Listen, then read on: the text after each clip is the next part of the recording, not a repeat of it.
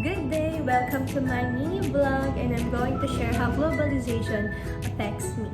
So first, positively kasi nakakainom ako ng kape. So hindi lang basta yung kape na kapeng barako na alam natin meron talaga dito sa Pilipinas.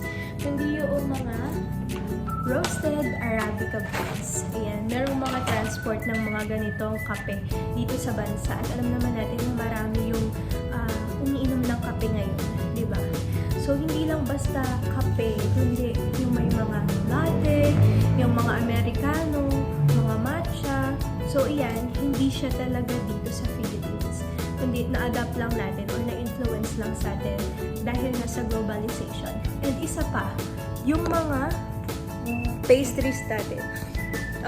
Yung mga pastries natin tulad ng croffles, ng cinnamon roll, and pan o chocolate. Ayan. Tulad yan ng mga pastries natin. So, ayan din, favorite ko yan. And yung isa pa na nakaka-effect ng globalization sa akin, negatively, because for me parang unfair or unequal na yung treatment sa mga traditional na customs, mga cultures, sa mga branded na mga items or products na imported nga. Yan. So, hindi naman kasi lahat ay nagbe-benefit equally sa mga global trades na yan and investments.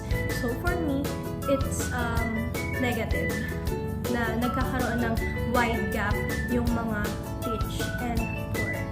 So, that's it. And lastly, yung small reflection about how should globalization be managed for it to be more beneficial than harmful.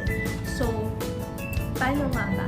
So, for me, I think yung mas i-support natin yung mga local cultures and customs, mga products pa, and i-engage pa yung mga languages.